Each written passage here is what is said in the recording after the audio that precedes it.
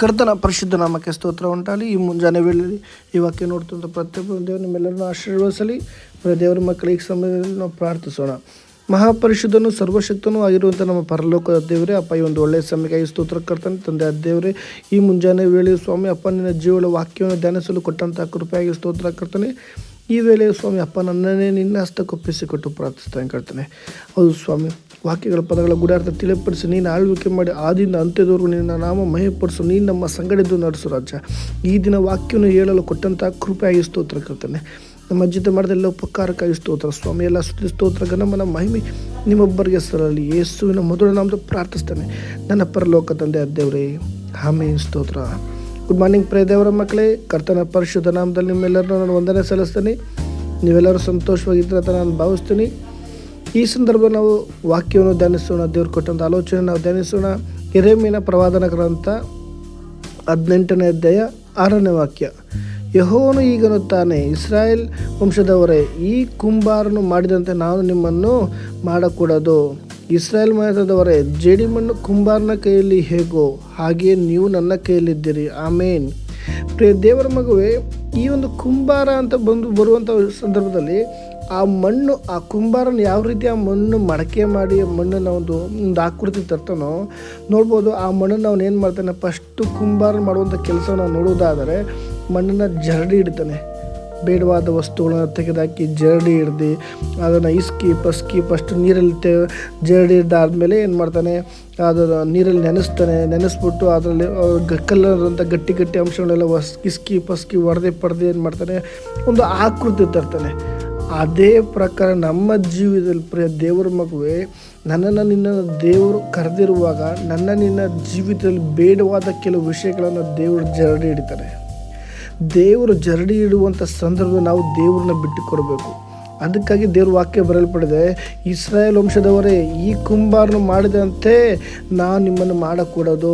ನಾವು ಎಷ್ಟೋ ಸಂದರ್ಭ ಯಾಕೆ ದೇವರು ಇಷ್ಟು ಕಷ್ಟ, ಯಾಕೆ ನಮ್ಮ ಪರಿಸ್ಥಿತಿಗಳು ಈ ಥರ ಆಗ್ತಾಯಿದೆ, ಯಾಕೆ ನಾನು ಎಷ್ಟೋ ಚೆನ್ನಾಗಿದೆ, ನನ್ನ ಜೀವನ ಈ ರೀತಿ ಬದಲಾಗ್ತಾ ಇದೆ, ಈ ರೀತಿ ಕಷ್ಟಕರವಾದ ಪರಿಸ್ಥಿತಿಯಲ್ಲಿ ಹೋಗ್ತಾ ಇದೆ.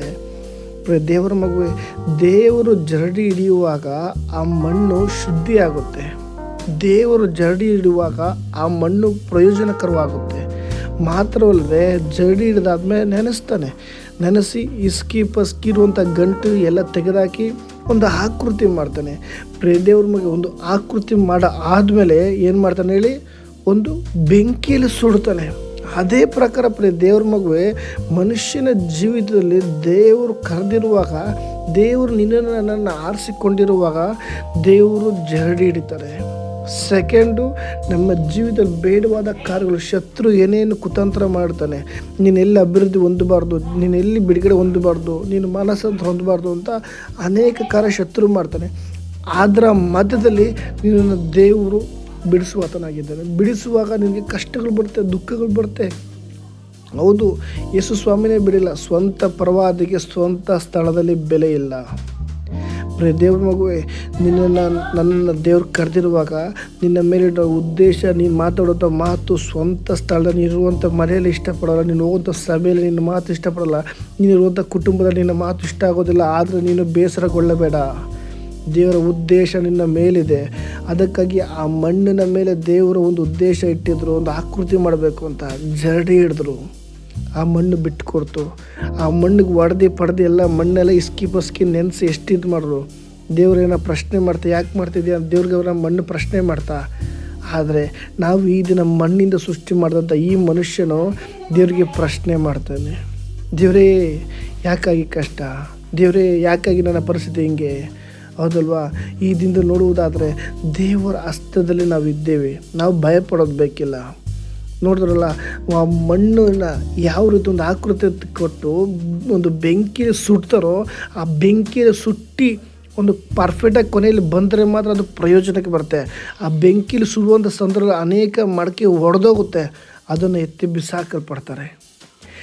ದೇವ್ರ ಮಗುವೆ, ಈ ಒಂದು ದಿನದಲ್ಲಿ ನಿನ್ನನ್ನು ದೇವರು ಬೆಂಕಿಯ ಶೋಧನೆಯಲ್ಲಿ ಹಾಕುವಾಗ ನೀನು ಬಲವಾಗಿ ನೆಲೆ ನಿಲ್ಲು. ಅದರ ಮಧ್ಯದಲ್ಲಿ ನೀನು ಬಿದ್ದೋಗುವುದಾದರೆ ಏನಕ್ಕೆ ಬೇಡವಾದ ಮಡಕೆ ಆಗುತ್ತೆ. ದೇವ್ರ ಮಗುವೆ, ಬೆಂಕಿಲಿ ಸುಡುವಾಗ ಮಡಕೆನ ಹೊಡೆದೋಯ್ತು ಅಂದರೆ ಅದನ್ನು ಮತ್ತೆ ರಿಪೇರಿ ಮಾಡೋಕ್ಕೆ ಕುಂಬಾರನು ಇಷ್ಟಪಡೋದಿಲ್ಲ. ಎತ್ತಿ ಬಿಸಾಕ್ತಾನೆ. ದೇವ್ರ ಮಗುವೆ, ನಿನ್ನ ನನ್ನ ಮೇಲೆ ದೇವರ ಉದ್ದೇಶ, ದೇವರ ವಾಗ್ದಾನ ಇಟ್ಟಿರುವಾಗ, ದೇವರ ದರ್ಶನ ಇಟ್ಟಿರುವಾಗ, ಆ ಒಂದು ಬೆಂಕಿ ಎಂಬ ಶೋಧನೆ ನಾವು ಹೋಗುವಾಗ ಅದರ ಮಧ್ಯದಲ್ಲಿ ನೀನು ಬಿದ್ದೋಗಬೇಡ. ನೀನು ಬಿದ್ದೋಗಿರುವುದೇ ಆದರೆ ದೇವರು ನಿನ್ನನ್ನು ಕೈ ಬಿಟ್ಬಿಡ್ತಾನೆ. ದೇವ್ರ ಮಗುವೆ, ಎಚ್ಚರಗೊಳ್ಳು. ಬೆಂಕಿಯ ಒಂದು ಪರಿಸ್ಥಿತಿ ಬಂದರೂ ಸಹ ಅದ್ರ ಮಧ್ಯೆ ನೀನು ಹಾದು ಹೋಗುವಾಗಲೂ ಸಹ ದೇವರು ನಿನ್ನ ಸಂಗಡ ಇರ್ತಾರೆ. ಯಾಕಂದರೆ ಕುಂಬಾರನ ಕೈಯಲ್ಲಿ ಜೇಡಿ ಮಣ್ಣು ಹೇಗೋ ಹಾಗೆ ನಾವು ದೇವರ ಕೈಯಲ್ಲಿದ್ದೇವೆ, ಹೌದಲ್ವಾ? ಕುಂಬಾರನ ಕೈಯಲ್ಲಿ ಜೇಡಿ ಮಣ್ಣು ಹೇಗೋ ಹಾಗೆ ನಾವು ನಿನ್ನ ಕೈಯಲ್ಲಿದ್ದೇವೆ. ಪ್ರಿಯ ದೇವ್ರ ಮಗುವೇ, ಈ ದಿನದಲ್ಲಿ ನಾವು ದೇವರ ಕೈಯಲ್ಲಿದ್ದೇವೆ. ದೇವರಿಗೆ ಪ್ರಶ್ನೆ ಮಾಡೋದು ಬೇಕಿಲ್ಲ. ದೇವರು ಆತನ ಚಿತ್ತ ಪ್ರಕಾರ ನಮ್ಮನ್ನು ನಡೆಸ್ತಾನೆ. ಅದಕ್ಕೆ ಈ ದಿನದಲ್ಲಿ ಅನೇಕ ನೋಡುವುದಾದ್ರೆ ಪ್ರಶ್ನೆ ಮಾಡ್ತಾರೆ. ಅದೇ ಒಂದು ಯೆಶಾಯ ಪ್ರವಾದನ ಗ್ರಂಥ 64ನೇ ಅಧ್ಯಾಯ 8ನೇ ವಾಕ್ಯ ನೋಡಿ, ಈಗಲಾದರೂ ಯೆಹೋವನೇ ನೀನು ನಮ್ಮ ತಂದೆಯಾಗಿದ್ದಿ.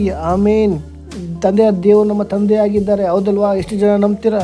ನಂಬುವರ ಜೀವಿತದಲ್ಲಿ ಆತನ ಕಾರ್ಯ ಮಾಡುವತನಾಗಿದ್ದಾನೆ. ಅದಕ್ಕಾಗಿ ಯೆಶಾಯ 64:8ನೇ ವಾಕ್ಯ ತೆಗೆದಿರೋದು ಓದಿ.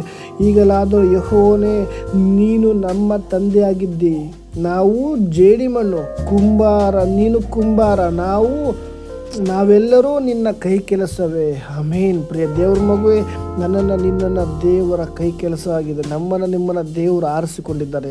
ಕುಂಬಾರನ ಕೈಲಿ ಜೇಡಿ ಮಣ್ಣು ಹೇಗೋ ನಾವು ಅದೇ ಪ್ರಕಾರ ಮಣ್ಣಿನ ಪ್ರಕಾರ ದೇವರ ಹಸ್ತದಲ್ಲಿದ್ದೇವೆ. ಪ್ರಿಯ ದೇವರ ಮಗುವೆ, ಈ ದಿನ ಶೋಧನೆ ಬರ್ಬೋದು. ಆ ಮಣ್ಣು ಬಿಟ್ಟುಕೊಟ್ಟೋದಕ್ಕೆ ಕೊನೆಯಲ್ಲಿ ಒಂದು ಆಕೃತಿ ಬಂತು. ಜರಡಿ ಹಿಡಿಯುವಂಥ ಪರಿಸ್ಥಿತಿ ನಮ್ಮ ಜೀವಿತದಲ್ಲಿ ಬರ್ಬೋದು. ದೇವರಿಗೆ ಒಳಗಾಗಿರಿ. ಇಸ್ಕಾಕುವಂಥ ಪರಿಸ್ಥಿತಿ ಬರ್ಬೋದು, ತಲೆ ಕೆಡಿಸ್ಕೊಂಬೇಡ್ರಿ. ಬೆಂಕಿಲಾಕಿ ಶೋಧಿಸುವಂಥ ಪರಿಸ್ಥಿತಿ ಬರ್ಬೋದು, ಧೈರ್ಯದಿಂದಿರಿ. ದೊಡ್ಡ ಬಿಡುಗಡೆ ನಿಮ್ಮ ಜೀವಿತದಲ್ಲಿ ಉಂಟು. ದೊಡ್ಡ ಅದ್ಭುತ ಕಾರ್ಯ ನಿನ್ನ ಮೇಲೆ ಉಂಟು. ದೊಡ್ಡ ಉದ್ದೇಶ ನಿನ್ನ ಮೇಲೆ ಉಂಟು. ಅದಕ್ಕಾಗಿ ಆ ಮಣ್ಣು ಯಾವ ರೀತಿ ದೇವರ ಹಸ್ತದಲ್ಲಿದ್ದು ದೇವರಿಗೆ ತಗ್ಗಿಸಿಕೊಳ್ತು, ಅದೇ ಪ್ರಕಾರ ನಾವು ಈ ದಿನ ದೇವರ ಹಸ್ತಕ್ಕೆ ಒಪ್ಪಿಸಿಕೊಡೋಣ. ಮತ್ತೊಂದು ಬಾರಿ ವಾಕ್ಯ ಓದಿ ನೋಡಿ. ಈಗಲಾದರೂ ಯೆಹೋವನೇ ನೀನು ನಮ್ಮ ತಂದೆಯಾಗಿದ್ದಿ, ನಾವು ಜೇಡಿ ಮಣ್ಣು, ನೀನು ಕುಂಬಾರ, ನಾವೆಲ್ಲರೂ ನಿನ್ನ ಕೈ ಕೆಲಸವೇ. ಈ ದಿನ ಈ ವಾಕ್ಯಕ್ಕೆ ತಗ್ಗಿಸಿಕೊಳ್ಳೋಣ. ಆತನ ಉದ್ದೇಶದ ಪ್ರಕಾರ ನಮ್ಮನ್ನು ನಡೆಸುವತನಾಗಿದ್ದಾನೆ. ಜರಡಿ ಇಡುವಂಥ ಪರಿಸ್ಥಿತಿ ಬಂದರೂ ಸಹ ನಮ್ಮನ್ನು ಅದರ ಮಧ್ಯದಲ್ಲಿ ಬಲವಾಗಿ ನಿಲ್ಲಿಸ್ತಾನೆ. ಬೆಂಕಿಲಾಗಿ ಶೋಧಿಸುವಂಥ ಪರಿಸ್ಥಿತಿ ಬಂದರೂ ಸಹ ಅದರ ಮಧ್ಯದಲ್ಲಿ ದೇವರು ಬಲವಾದ ಹಸ್ತ ನಮ್ಮ ಸಂಗಡ ಇರುತ್ತೆ. ನಮ್ಮನ್ನು ಧೈರ್ಯಪಡಿಸಿ ಶೋಧನೆಯಲ್ಲಿ ಬಿದ್ದೋಗೋದಂಥ ಎಚ್ಚರವಾಗಿ ನಮ್ಮನ್ನು ನಡೆಸುವತನಾಗಿದ್ದಾನೆ. ಅದಕ್ಕಾಗಿ ಆತನ ಹಸ್ತಕ್ಕೆ ನಮ್ಮ ಜೀವಿತವನ್ನು ಸಮರ್ಪಿಸಿಕೊಡೋಣ. ಈ ಮುಂಜಾನೆ ವೇಳೆ ದೇವರ ಬಲವಾದ ಕಾರ್ಯ ನಮ್ಮ ಜೀವಿತ ನಡೆಯುವಂಥದ್ದಾಗಿದೆ. ಅದಕ್ಕಾಗಿ ಸಮರ್ಪಿಸಿಕೊಳ್ಳೋಣ. ಈ ಒಂದು ವಾಕ್ಯದ ಮುಖಾಂತರ ದೇವರು ನಿಮ್ಮೆಲ್ಲರನ್ನು ಆಶೀರ್ವದಿಸಲಿ. ಅವಕಾಶ ಕೊಟ್ಟಂಥ ದೇವರಿಗೂ ಈ ಸಂದರ್ಭವನ್ನು ವಂದನೆ ಸಲ್ಲಿಸ್ತಾನೆ. ಪ್ರಿಯ ದೇವರ ಮಗುವೆ, ಈ ವಾಕ್ಯದಲ್ಲಿ ನೀವು ಬಲಗೊಳ್ಳಿರಿ. ವಾಕ್ಯದ ಮುಖಾಂತರ ನಿಮ್ಮೆಲ್ಲರನ್ನು ಆಶೀರ್ವದಿಸಲಿ. ನಿಮ್ಮ ಪ್ರಾರ್ಥನೆ ಮನವಿ ಇರುವುದೇ ಆದರೆ ಈ ಕಮೆಂಟ್ ಮೂಲಕ ತಿಳಿಸಿ, ನಾವು ನಿಮಗಾಗಿ ಪ್ರಾರ್ಥಿಸ್ತೀವಿ. ಆಮೇನ್.